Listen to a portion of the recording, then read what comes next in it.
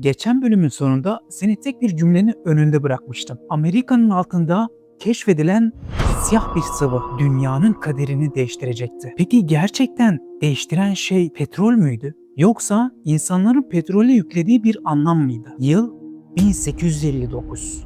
Pensilvanya'nın sessiz kasabalarından biri. Sabah saatleri, kimsenin dikkatini çekmeyen sıradan bir sondaj çalışması devam ediyor.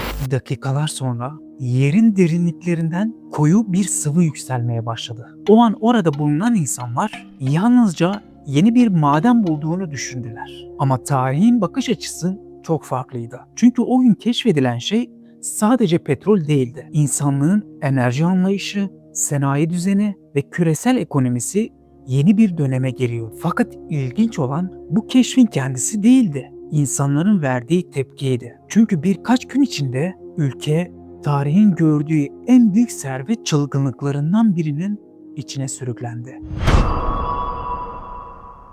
Gazeteler her gün yeni kuyulardan bahsediyordu. Yeni rezerv bulundu. Bir çiftçi birkaç haftada servet kazandı.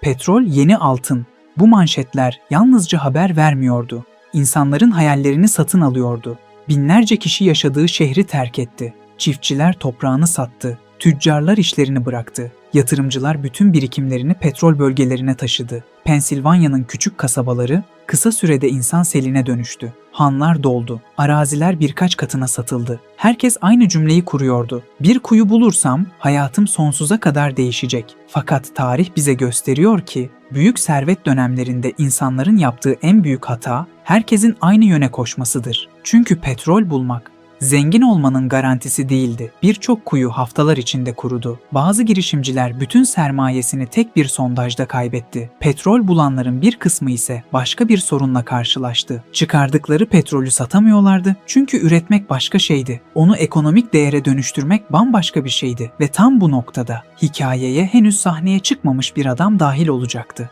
O günlerde John Davison Rockefeller Pensilvanya'da değildi. Ne elinde kazma vardı ne de petrol kuyularının başında bekliyordu. O, Cleveland'daki küçük ofisinde oturmuş, sessizce hesap yapıyordu. Gazetelerdeki haberleri okuyordu, petrol fiyatlarını inceliyordu, şirketlerin mali tablolarını karşılaştırıyordu. Çünkü onun ilgisini çeken şey, petrolün kendisi değildi. Petrolün oluşturacağı yeni ticaret düzeniydi. Bir süre sonra önündeki rakamlar ona tek bir gerçeği gösterdi. İnsanlar petrolü çıkarmanın peşindeydi. Ama hiç kimse petrol kuyudan çıktıktan sonra ne olacağını konuşmuyordu. Ham petrolün rafine edilmesi gerekiyordu. Depolanması gerekiyordu. Varillere doldurulması gerekiyordu. Demir yollarıyla taşınması gerekiyordu. Sonra ülkenin dört bir yanına dağıtılması gerekiyordu. Rockefeller ilk kez burada büyük resmi gördü. Asıl fırsat toprağın altında değil, petrolün geçtiği bu uzun yolun içindeydi ve belki de o an dünya tarihinin en güçlü şirketlerinden birinin ilk fikri zihninde oluşmaya başladı. Rockefeller'ın gördüğü şey bir petrol kuyusundan çok daha büyüktü. Çünkü ham petrol yerin altından çıktığı haliyle neredeyse işe yaramıyordu. Onun önce rafinerilere gitmesi gerekiyordu. Burada gaz yağına ve diğer ürünlere ayrıştırılıyor, ardından varillere doldurulup demir yollarıyla ülkenin dört bir yanına gönderiliyordu. Yani bir varil petrolün gerçek yolculuğu kuyuda değil, kuyudan çıktıktan sonra başlıyordu. Rockefeller tam da bu zinciri inceledi. Rafineriler verimsiz çalışıyordu. Birçoğu petrolün önemli bir kısmını israf ediyordu. Nakliye maliyetleri sürekli değişiyordu. Üreticiler birbirleriyle fiyat kırarak rekabet ediyor, sonunda çoğu zarar ediyordu. Ortada büyük bir servet vardı ama ortada büyük bir düzensizlik de vardı. İnsanlar petrolü konuşuyordu. Rockefeller ise maliyetleri konuşuyordu. İnsanlar yeni kuyular açmanın peşindeydi. O ise mevcut sistemi daha verimli hale getirmenin yollarını arıyordu. Belki de onu diğerlerinden ayıran en önemli özellik buydu. O hiçbir zaman yalnızca para kazanmaya çalışmadı. Önce sistemi anlamaya çalıştı. Çünkü biliyordu, bir sistemi anlayan kişi bir gün onu değiştirebilirdi.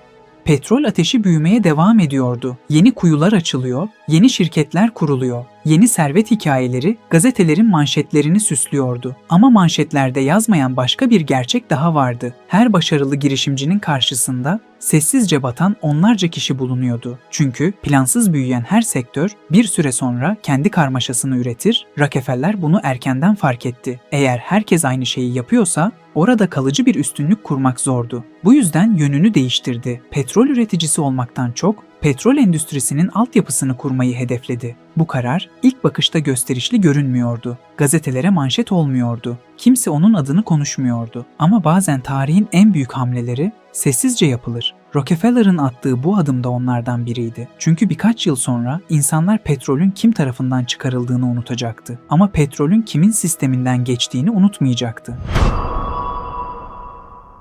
1860'lı yılların ortalarına girildiğinde Rockefeller artık kararını vermişti. Bu sektörün içinde olacaktı. Ama diğerleri gibi şansını kuyularda aramayacaktı. Onun hedefi daha büyük bir şeydi. Daha düzenli, daha verimli ve daha güçlü bir yapı kurmaktı. Henüz kimse bunun farkında değildi. Ne gazeteler, ne yatırımcılar, ne de rakipleri. Fakat birkaç yıl sonra kurulacak küçük bir şirket sadece petrol sektörünü değil, modern şirket yönetimini de değiştirecekti. Adı Star Online ve bir sonraki bölümde göreceksin ki Rockefeller artık fırsatları takip edecek biri olmayacak. Fırsatların kurallarını yazmaya başlayacaktı. Serinin devamını kaçırmamak için abone olmayı unutma. Çünkü sıradaki bölümde tarihin en güçlü şirketlerinden birinin nasıl doğduğunu birlikte inceleyeceğiz.